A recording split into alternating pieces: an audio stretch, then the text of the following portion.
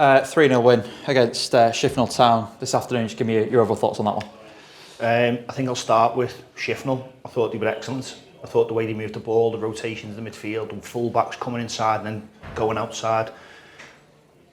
From a football perspective, they're probably the best side we played so far. And I fully expect them to be there or thereabouts. I think they're really, really talented. Got the experience in the right places, really, really good side, and it was a pleasure to play in the game today. From our point of view, I thought we were outstanding. I thought we were absolutely exceptional. First half, there was a few little things. Sometimes we can play forward a little bit faster and be a little bit more expressive. But second half, honestly, I thought it was scintillating to watch. Genuinely enjoyable game to be there, and obviously to then be a little bit more clinical in the final third. In the second half, particularly, was probably rounded off what was probably not far off a perfect performance.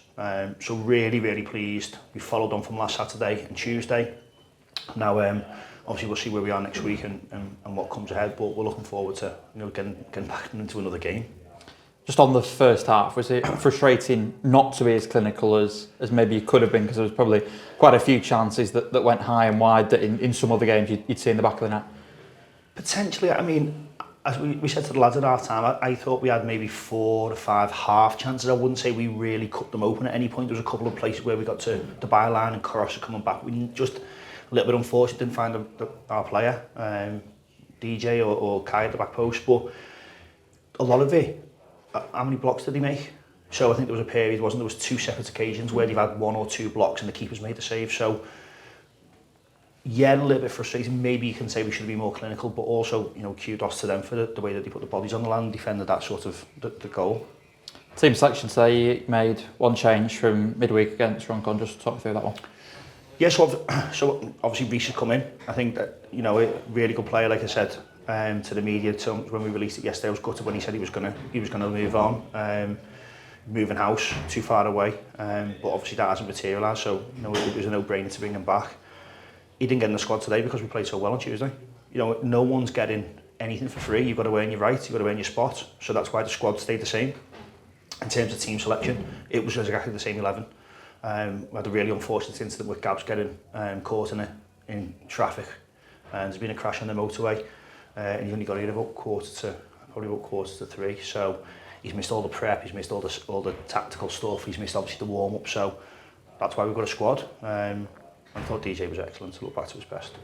Well, talking of DJ, got his first league goal of the season this afternoon. I guess as a player that scored 20 plus league goals last season for us, it's good to see him get his first in the league.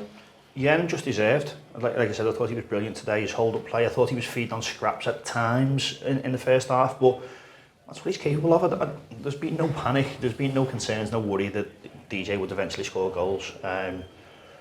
He's obviously found himself out the side. Gabs has earned that shirt and he would have rightly kept it today, but these things happen.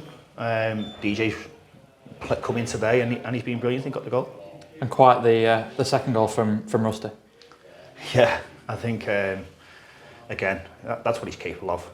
Really, really good finish. I thought we had to pick and choose when to press them, and I thought the opportunity, the bad pass, and the touch bobbled up a little bit. It was the right time to go. We won the ball back, and how many times have we seen him do that? Must be 20 times, wasn't it? Here at Giggle Lane, sort of open his body up and bend it into the far corner. So made up for Rusty again. That's 2-2, and we'll build from it. And a goal off the bench for Tyler James as well. Yeah, and look, Tyler's been unfortunate to probably not play as many minutes as he deserves or he wants. But again, that's where it's difficult in that sort of top end of the pitch, and he's just got a knack of scoring goals. He's really good at it. He's had a tough week this week with some stuff away from the pitch. Didn't affect him. He was still here Tuesday. We had some really bad news Tuesday, so massive sort of respect to Tyler, and shows the type of person he is, the character he's got, and how much he loves this football club. I mean, in terms of players that are sort of currently out of the squad, we sort of saw Aaron Chalmers and Owen Robinson sort of take parts in bits of the warm-up this afternoon. What can you tell us about their update?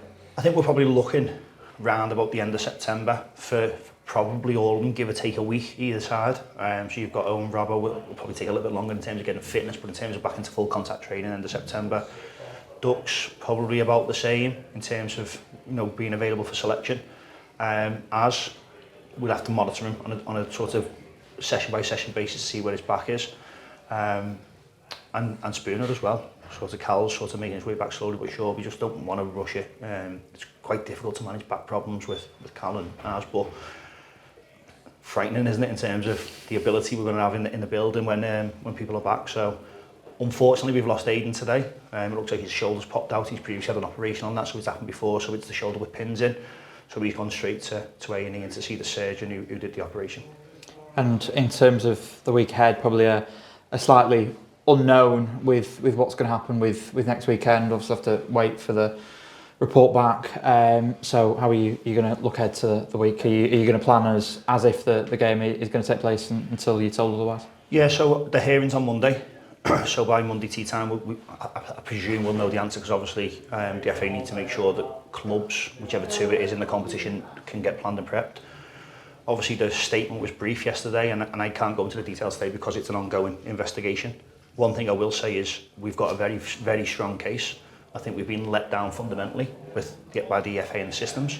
But we'll go and present that to the best of our ability on Monday, and whatever the outcome is, we'll accept it and we'll move on. If it means we've got 5 sessions before the next game, fantastic, because it gives us time to get players back, gives us opportunity to get some contact time on the training pitch. If we've got a game next week, then even better, because that would be a right hunting against limits away. So yeah, let's see what happens Monday. Perfect. Thanks for your time, Thank Dave. you.